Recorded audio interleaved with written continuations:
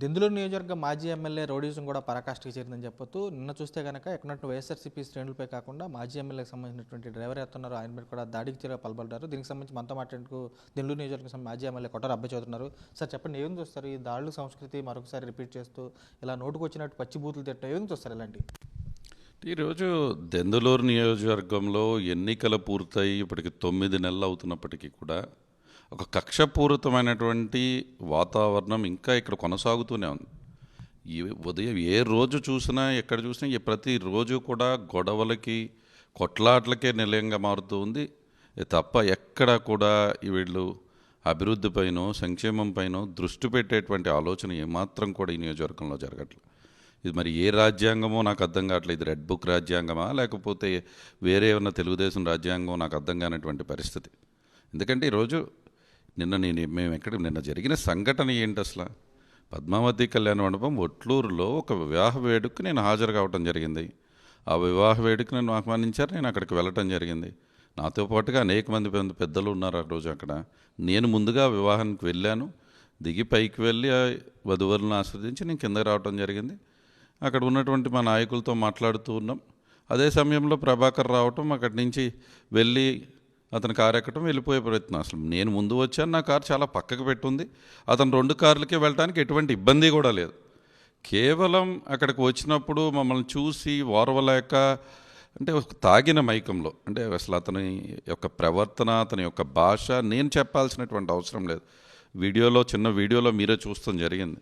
అసలు అటువంటి ప్రవర్తన ఒక శాసనసభ్యుడిగా ఉన్నటువంటి వ్యక్తి ప్రవర్తిస్తాడు, అట్లా మాట్లాడతాడని మొదటిసారి నేను కూడా చూడటం. అటువంటి ప్రవర్తన అంటే ఎలా అయితే తాగేసినటువంటి వ్యక్తి రోడ్డు మీద ఏమీ తెలియని మైకంలో ప్రవర్తిస్తాడో అలాగే అతను కూడా ప్రవర్తించడం చాలా, అంటే ఇది అసలు నిజంగా చూస్తూ ఉంటే చాలా బాధ వేసింది కూడా. ఎందుకంటే అక్కడ ఉన్నటువంటి ఆడపిల్లలు ఉన్నారు, చాలామంది వివాహానికి వచ్చినటువంటి పెద్దలు ఎంతోమంది ఉన్నారు. వాళ్ళందరి ముందు కూడా అటువంటి మాటలు మాట్లాడటం అంటే నిజంగా నీచమైనటువంటి భాష.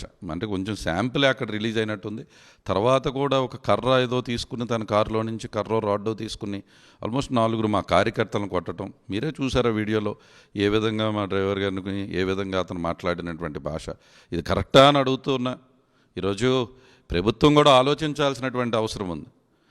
ఇటువంటి సాంప్రదాయాలని మీరు తీసుకురావాలని ఈరోజు ప్రజలు మీకు ఓట్లు వేసి మిమ్మల్ని గెలిపించింది. ఈరోజు ప్రజాప్రభుత్వం అని చెప్పుకుంటూ ఉన్నారు, మీరు కూటమని చెప్తూ ఉన్నారు, అనేక మాటలు చెప్పారు. ఈరోజు ఇదా ప్రజలకు మీరు అందించేటువంటి అభివృద్ధి సంక్షేమం, ఇదా మీరు అందించేటువంటి ప్రజలకు నేర్పుతున్నటువంటి తరతరాలుగా వచ్చేటువంటి చిన్నారులకు నేర్పేటువంటి ఒక శాసనసభ్యుడిగా ఉన్నటువంటి వ్యక్తి యొక్క ప్రవర్తన ఇంత నీచంగా ఉంటుందా? ఈరోజు మళ్ళీ నన్ను విమర్శిస్తున్నాడు. నేను ఈ నియోజకవర్గంలోకి వచ్చి మేము ఎక్కడికి వెళ్తూ ఉన్నాం? మేము గత 4-5 రోజులుగా మా వైఎస్ఆర్ కాంగ్రెస్ పార్టీ నాయకులు కానీ ఎవరైనా చనిపోయిన ఉంటే వారిని పరామర్శిస్తూ ఉన్నాం. లేకపోతే ఏదైనా వివాహ వేడుకల్లో నిన్న వెళ్ళటం జరిగింది. అంటే మేము ఈ నియోజకవర్గంలో నిన్నతో మాట్లాడుతూ ఉన్నారు, అసలు ఎక్కడ తిరగనీయమట. ఏంటంటే ఒక శాసనసభ్యుడిగా గెలిచిన వ్యక్తే ఈ నియోజకవర్గంలో తిరగొచ్చు, వేరే వాళ్ళకి ఎవరికి కూడా ఈరోజు తిరిగే స్వాతంత్రం లేదనా? ఎక్కడికి పోతూ ఉన్నాం మనం? ప్రభుత్వం ఆలోచించాల్సినటువంటి అవసరం ఉంది. ఈరోజు ఇక్కడ ఉన్నటువంటి డిపార్ట్మెంట్ కూడా, చట్టం కూడా దాన్ని మరీ ఈరోజు ఇలాంటి వ్యక్తులు ఇలాంటి ప్రవర్తనలు చేసినప్పుడు కూడా మనం వెనక్కి వేసుకొచ్చేటువంటి ప్రవర్తన ఉండాల్సినటువంటి అవసరం కూడా లేదు. ఎక్కడైనా తప్పు చేస్తే ఎవరినైనా ఖండించాల్సిన అవసరం ఉంది. తప్పకుండా నేను రాగానే ఎస్పీ గారికి చేయటం జరిగింది. ఎస్పీ గారు కూడా వెంటనే స్పందించడం జరిగింది. కానీ ఇదన్నీ కూడా ఇది సరైన సాంప్రదాయం కాదు. ఈ సాంప్రదాయాలు ఇదేంటి వివాహ వేడుకల్లో గొడవలు ఉన్నాయండి, లేకపోతే నా ఇంటి ముందుకు వచ్చి ఈరోజు గొడవలు చేసి డప్పులు కొట్టేటువంటి సాంప్రదాయాలు కానీ, అదేవిధంగా తోటల్లోకి రౌడీ షీటర్లను పంపించి బెదిరించేటువంటి సాంప్రదాయాలు కానీ, ఇవన్నీ కూడా కరెక్ట్ కాదు. మీరు ఒకటే గుర్తుపెట్టుకోండి, అధికారం ఎప్పుడు కూడా ఒకరి పక్షానే ఉండదు. అధికారం ఈరోజు ప్రజలు ఆశీర్వదిస్తే ఈరోజు మీరు శాసనసభ్యులయ్యారు, అదే ప్రజలు ఆశీర్వదిస్తే రేపు మళ్ళీ మేము శాసనసభ్యులు అవుతాం. ఇటువంటి ప్రవర్తన మంచిది కాదు, గుర్తుపెట్టుకోవాల్సినటువంటి అవసరం ఉంది. అది గుర్తుపెట్టుకుని మీరు ప్రవర్తించండి. తప్పకుండా ఈ నియోజకవర్గం అభివృద్ధి విషయంలో కానీ సంక్షేమం విషయంలో కానీ ఏదన్నా ఏ విధంగా ముందుకు వెళ్ళాలనేది మీరు ప్రణాళికతో మీరు ముందుకు వెళ్ళాల్సినటువంటి అవసరం ఉందే తప్ప ఈ విధంగా గొడవలు పెట్టావు. ఏం జరుగుతుంది ఈ నియోజకవర్గంలో? 9 నెలలుగా ఈ నియోజకవర్గంలో ఏంటి మీరు సాధించింది? ఈరోజు బెల్ట్ షాపులు, వాట్సాప్లో మెసేజ్ పెడితే ఈరోజు ముందు ఇంటికి డెలివరీ చేసేటువంటి పరిస్థితి నియోజకవర్గంలో కనపడుతూ ఉంది నాకు.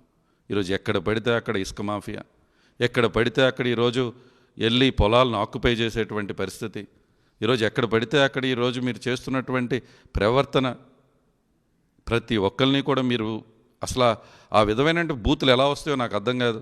జనాలను దూషించేటువంటి ప్రవర్తన, ఈరోజు ప్రజలను భయపెట్టి ఈరోజు వాళ్ళని మభ్యపెట్టి ఈరోజు తీసుకొచ్చి మా దగ్గర ధర్నాలు చేయించేటువంటి కార్యక్రమాలు. ఈరోజు మీరు చేసిన ఒక అభివృద్ధి చూపించండి నియోజకవర్గంలో. ఈ 9 నెలల్లో మీరు చేసింది ఏంటి? ఇకనైనా నేను కోరుతూ ఉన్న నియోజకవర్గ ప్రజలు మిమ్మల్ని ఆశీర్వదించింది ఈ నియోజకవర్గానికి మంచి చేయమని, మంచి చేస్తారని భావిస్తూ ఉన్నా. తప్పకుండా మంచి చేస్తూ ముందుకు వెళ్ళాలని కోరుకుంటూ ఉన్నా. మీరు ఆల్రెడీ ప్రధానంగా ఒక 25 మందిని వేసుకుని కృత్రిమ గొడవలు సృష్టించి రాజకీయ లబ్ధి పొందాలని చూస్తున్నారంటే ఏం చూస్తారు ఆల్రెడీ? అసలు ఇప్పుడు మీరు ఆయన అనే మాటలకి కూడా ఒక అర్థం ఉండాలి. మాకేం అవసరం? ఇప్పుడు ఏదైనా ఎన్నికలు ఉన్నాయా? అసలు ఎన్నికలు పూర్తయి 9 నెలలు అయింది. మేము ఈ నియోజకవర్గంలో మళ్ళీ మేము జనాన్ని వేసుకుని తిరగాల్సినటువంటి అవసరం లేదు. ఈ నియోజకవర్గంలో అబ్బాయి చౌదరి ఏంటో, అబ్బాయి చౌదరి ఈ నియోజకవర్గంలో ప్రతి గడపకి కూడా తిరిగాడు. ప్రతి గడపకి కూడా అబ్బాయి చౌదరి ఏం చేయగలుగుతాడో తెలుసు ఈ నియోజకవర్గంలో.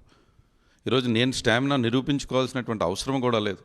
నేను చేసినటువంటి సిద్ధం సభలు కానీ ఇక్కడ జరిగినటువంటి బహిరంగ సభలే అబ్బాయి చౌదరి స్టామినా ఏంటో ఈరోజు నియోజకవర్గంకే కాదు రాష్ట్ర ప్రజలకు కూడా తెలుసు. ఈరోజు ఎవరు నిరూపించుకోవాల్సినటువంటి అవసరం లేదు. అవసరం మాకు లేదన్న. ఎందుకు ఈరోజు మేము ఏదో చనిపోయినటువంటి మా ఎంపీటీసీ గారు చనిపోతే పరామర్శించడం తప్ప, అదేవిధంగా మా ఎంపీపీ గారు వాళ్ళ మామగారు చనిపోతే వెళ్ళి పరామర్శించడం తప్ప, ఈరోజు మా కార్యకర్త మా ఎంపీ శ్రీధర్ గారి కుటుంబ సభ్యులు పెళ్లి వివాహం జరుగుతుంటే వెళ్ళి అక్కడ వధువులను ఆశీర్వదించడం తప్ప, అంటే ఈరోజు మేము బయటకు రాకూడదా అని మేము వచ్చి నియోజకవర్గంలో ఎక్కడ నేను వచ్చి ప్రశ్నిస్తానో, ఎక్కడ వీళ్ళు చేసేటువంటి తప్పులు బయటకు వస్తాయో అనేటువంటి భయమే కనబడుతుంది తప్ప ఎక్కడా కూడా ఈరోజు అంటే మీరు ఒక మాజీ శాసనసభ్యుడిగా ఈ నియోజకవర్గంలో ఈరోజు ప్రతిపక్ష నాయకుడిగా ఈరోజు నేను తిరిగేటువంటి స్వాతంత్రం నాకు కల్పించినటువంటి హక్కు అది అన్న. ఈరోజు అటువంటి మాటలు మాట్లాడటం కరెక్ట్ కాదు. ఇప్పుడు ఎవరిని తెరనీయకుండా ఎవరు ఆపుతారు? ఈరోజు మేము అలాగే తలుచుకుంటే వాళ్ళు తిరగలుగుతారా?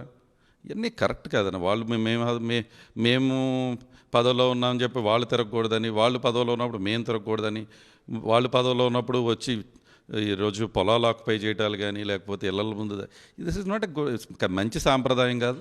దెందులూరు నియోజకవర్గం ఒక ప్రశాంతమైన వాతావరణం ఉండేది గతంలో. మేమున్నప్పుడు కూడా అదే వాతావరణాన్ని కొనసాగించడానికి ప్రయత్నం చేసాం. రాజకీయాలు అనేది ఎన్నికల వరకే. ఆ తర్వాత ప్రజల యొక్క యోగక్షేమాలు చూసుకోవాల్సినటువంటి బాధ్యత నాయకుడిది. కాబట్టి నేను చెప్పాల్సినటువంటి అవసరం లేదు. ఇక్కడ ఉన్నటువంటి శాసనసభ్యుడు 3 సార్లు శాసనసభ్యుడిగా చేశాడు. కాబట్టి ఈరోజు ఇక్కడ ప్రజలు అసహించుకుంటూ ఉన్నారు. దాని నుంచి మంచి చేసి మెప్పు పొందాలని తెలియజేస్తూ. గోతులో పడ్డా కానీ కింద పడిపోయినా మీరే గెలిచారన్న రీతిలో ప్రవర్తిస్తున్నారు ఇక్కడ. అలాంటిది వాళ్ళ చివరికి గోతులో పడాల్సి వస్తే చూసుకోండి చెప్పి హెచ్చరిస్తున్నారు. ఏం చూస్తారు అంటే మరి వీళ్ళు రోజు ఇక్కడ గ్రావెల్ తవ్వి గోతులు పెద్దవి చేసి గోతులు తప్పేం గుర్తుండట్లేదు దీనికి. ఇక్కడ ఎవరు ఈరోజు ప్రజల ఆశీర్వాదంతో ఎవరైనా ఎన్నుకోబడతారు తప్ప ఈరోజు భయపెడటానికి ఇటువంటి పరిస్థితులు, భయపెడితే ఇక్కడ భయపడిపోవటానికి అయినండి ఇది కరెక్ట్ సంస్కృతి కాదు. అలాంటి అవసరం లేదు. ఈరోజు ఎవరు గోతులు ఎవరు తవ్వుతారో 2029 ఎలక్షన్లో చూద్దాం. ప్రధానంగా చూసుకుంటే నియోజకవర్గాలు చూస్తున్నారు పరిస్థితి. ఎక్కడ కూడా కార్యకర్తలకు కానీ వీళ్ళు కానీ చూస్తున్నారు. గతంలో శిలాఫలకాలు దాడులు చూశారు. తర్వాత చెరువులు కూడా పట్టలేని స్థితి ఉంది కొల్లేరు గ్రామాల్లో. కానీ కార్యకర్తలకు సంబంధించి క్షేత్రస్థాయిలో తీవ్ర ఇబ్బందులు గురి చేస్తున్నారు. వారికి ఎటువంటి భరోసా కల్పిస్తారు మీరు? అన్న తప్పకుండా ఈరోజు మన జగన్మోహన్ రెడ్డి గారు కూడా వెరీ క్లియర్ కట్గా చెప్పడం జరిగింది. మేము గత 5 సంవత్సరాల్లో మేము పరిపాలన చేసినప్పుడు తప్పకుండా జగన్మోహన్ రెడ్డి గారికి మొదటిసారి ముఖ్యమంత్రిగా చేయటం, మా అందరికీ కూడా శాసనసభ్యులుగా చేయటం మొదటిసారి. అప్పుడు మా దృష్టి అంతా కూడా ఈ రాష్ట్రంలో గవర్నెన్స్ ఎలా చేయాలి, ఈరోజు విద్యా వ్యవస్థ ఎలా మార్చాలి, మెడికల్ వ్యవస్థ ఎలా మార్చాలి, ఏ విధంగా గడప దగ్గరికి ఈరోజు ప్రభుత్వాన్ని తీసుకెళ్ళాలనే దాని మీద దృష్టి పెట్టడం జరిగింది. కరోనా రావటం ఇవన్నీ వేరియస్ రీజన్స్. తప్పకుండా రాబోయే కాలంలో కార్యకర్తలకే పెద్దపీట వేస్తామని ఈరోజు చెప్పడం జరిగింది. అదేవిధంగా ముందుకు వెళ్తాం. కార్యకర్తలు కూడా మేము ఒకటే తెలియజేస్తున్నాం. డెఫినెట్గా ఈరోజు మనం ఎవరికి భయపడాల్సినటువంటి అవసరం లేదు. మనం మంచి చేసాం. మనం ఎక్కడ కూడా తప్పు చేసినటువంటి పరిస్థితి లేదు. ఈరోజు వాళ్ళు మనని చేస్తున్నటువంటి ప్రవర్తన అంతా కూడా అబ్జర్వ్ చేయండి, చూద్దాం. ఈరోజు ఒక కొత్త పద్ధతిని వాళ్ళు నేర్పాక ఆ పద్ధతిని మర్చిపోయే పరిస్థితి కూడా ఉండదు. కాబట్టి కొత్త పద్ధతులు నేర్పితే ధైర్యంగా ఉండండి, చూడండి ఆ పద్ధతులు ఏ విధంగా చేస్తున్నారో. వాళ్ళ సామెత ఏముందో అట్టుకట్టున్నారు. ఎప్పుడు కూడా కార్యకర్తలు గుర్తుపెట్టుకోండి, ఏమాత్రం కూడా మనం అధైర్యపడాల్సినటువంటి అవసరం లేదు. మహా అయితే నాకు 40 ఏళ్ళు, ఇంకా 20 ఏళ్ళు రాజకీయం ఉంది. నాతో పాటు ప్రయాణం చేసేటువంటి అనేక మంది కార్యకర్తలకు కూడా చాలా యువకులు. సో అప్పుడే రాజకీయం అయిపోయింది, అప్పుడే అంతా అయిపోయింది అనుకుంటే భ్రమ. కాబట్టి డెఫినెట్గా ఈరోజు నాకే కాదు, జగన్మోహన్ రెడ్డి గారికైనా కూడా, ఇంకా ఆయన కూడా యంగే. కాబట్టి ఇవన్నీ there is long time politics చేయడానికి, మంచి చేయడానికి రాష్ట్రంలో మేము వచ్చాం. గొడవలు పడటానికి మేము రాలా. తప్పకుండా మంచి చేయడానికే ముందుకు వెళ్తాం. కానీ కార్యకర్తలను ఇబ్బంది పెడితే వాళ్ళు కూడా ఇబ్బంది పడాల్సినటువంటి పరిస్థితులు వస్తాయనేది గుర్తుపెట్టుకోవాలి. చూడవచ్చు ప్రధానంగా క్షేత్రస్థాయిలో సంబంధించిన జరిగినటువంటి ఇన్సిడెంట్ ఉందో దీనికి సంబంధించి కూడా రెచ్చగొట్టే ధోరణితో కూడా మాట్లాడినటువంటి మాటలు ఒక ప్రజాప్రతినిధిగా చింతమనేని మాట్లాడిన మాటలు కాదని చెప్పి చెబుతున్నారు. తాము ఆల్రెడీ నియోజకవర్గంలో ఉన్నది కేవలం మాజీ శాసనసభ్యులుగా తమకు ఉన్నటువంటి కార్యకర్తలు కానీ వీరు కానీ భరోసాలు కల్పించేందుకు కానీ పరామర్శకానికి వెళ్ళేటువంటి హక్కు తమకు ఉంటుంది. అలాంటిది ఇలాంటి దౌర్జన్యకాండకు తెగబడడానికి తాము తీవ్రంగా ఖండిస్తున్నామని చెబుతున్నారు. రానున్న రోజుల్లో కూడా కార్యకర్తలకు సంబంధించి కూడా ఉన్నటువంటి నియోజకవర్గం కూడా భరోసా కల్పిస్తాము. ఎటువంటి దాడులు చేసినా కానీ భవిష్యత్తులో కూడా అట్టున్నర కూడా తిరిగిస్తామని చెప్పి ఆయన కూడా స్పష్టం చేసిన పరిస్థితి కూడా కనపడుతుంది. విజయ్ కుమార్ రాజు, సాక్షి, దెందులూరు నియోజకవర్గం.